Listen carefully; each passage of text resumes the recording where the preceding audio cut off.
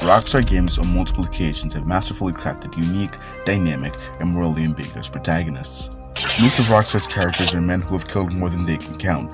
We take control of them and see the harsh world through their eyes, giving a sense of justification as we experience what they experience firsthand. We're made to resonate with killers. It's not easy to do something like this. They all have their own unique motives, things that drive them to do what they do. So in this video, I'll be breaking down, in my opinion, Rockstar's best protagonists from each of their respective franchises, but they have to meet a certain criteria. Firstly, there must be a grown man. We can't have fucking Jimmy Hopkins in here. Secondly, they have to have killed someone. Again, we can't have Jimmy Hopkins in here. And finally, and most importantly, they kill not for the joy of it, not because they can, but because they have to, because something drives them to do it. So without further ado, let's begin. Get 1,000 things every day. How about you make sure this is one?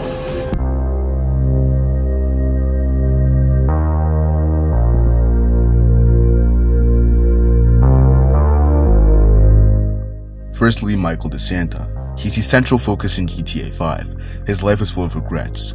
You notice a common trend between these characters I've chosen. They are all fathers, or at least were at some point. Michael DeSanta all his life has tried to do everything for his family, from selling out his crew to fleeing the Midwest and leaving his psychotic best friend, to ultimately starting a new life with new names on the West Coast for said family. However, it's not all sunshine and rainbows. Over the course of the game, we see Michael struggling with his family. With Amanda, it comes to their cheating and being unfaithful, with Jimmy it's not using his time and technology wisely. Michael always says he didn't have the opportunities that Jimmy has, yet despite this, Michael still used what he had to make something. Then we have Tracy. She's more of an interesting one. She doesn't outright resent Michael, yet there's still some undeniable tension between them. When Michael's family leaves and subsequently returns, he does everything in his power to make them feel appreciated and also protect them.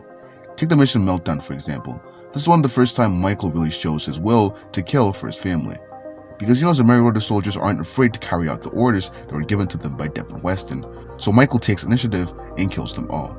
Michael's morality is one of moral greatness, just like the others, but I feel like his is the most unique. While he does kill, sometimes even ruthlessly, all the time it's out of desperation. However, we can see Michael choosing to do the quote-unquote good option and making more rather benevolent choices. For example, in the big score, instead of killing Casey when he's done with him, Michael decides to let him go with the addition of a gold bar as a way of buying his silence.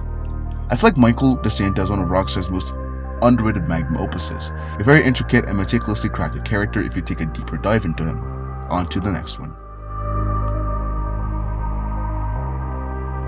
People don't forget. Nothing gets forgiven.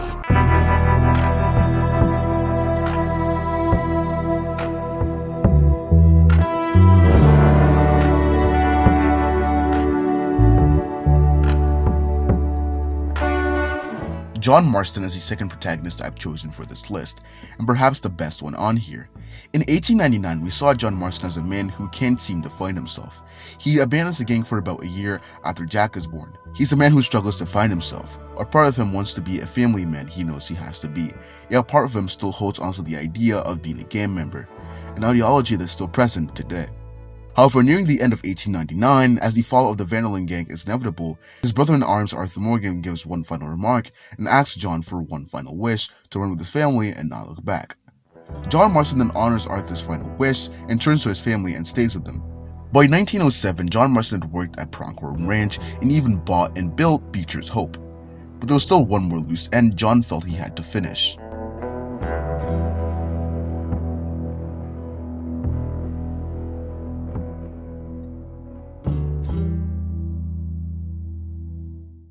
John Marston had one job. He had one wish to grant Arthur, yet he still ended up failing him, and unbeknownst to John, this would begin his downfall.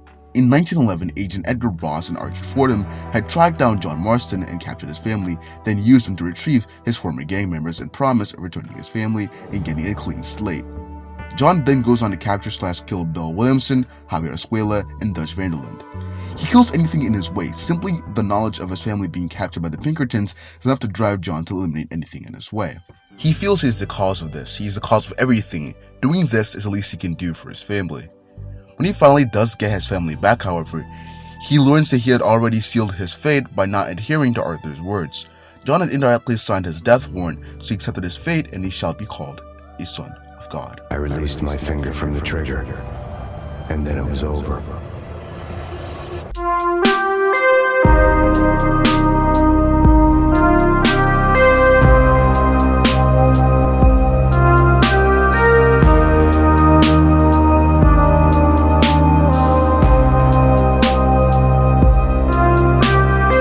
Lastly, we have Max Payne, a former cop who sees his family murdered and develops sort of a John Wick mindset, getting revenge on the men who killed his wife and newborn child. This then leads into the second game, where his actions force him to kill even more people, but from this, he develops severe PTSD and has to take painkillers. He then gets addicted to these pills and moves to Sao Paulo, Brazil and takes a bodyguard job. The third game is where we really go deep into Max's psychology.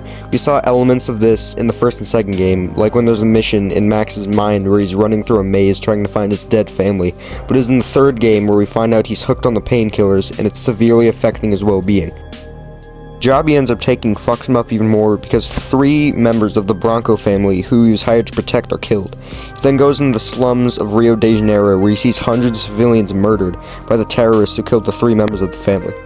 He goes ape shit in this part of the game, killing more people than he ever has.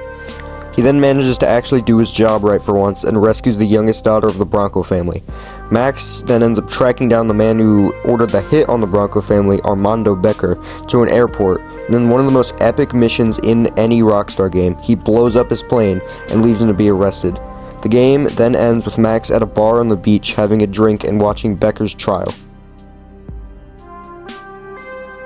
So what can we take away from this? Rockstar knows how to masterfully craft their characters in a sense we don't think they're psychotic killers, and they give a sense of some kind of moral justification. It's amazing character building by Rockstar that deserves more praise than it's given. Thank you all so much for watching. Sorry for the lack of GTA 6 content, as I've milked it to the ground and using my reserve videos to keep my channel at bay. Next time you'll probably see me is when Trailer 2 drops, so have a vice day, but until next time, stay Doomers. That's Doomsday.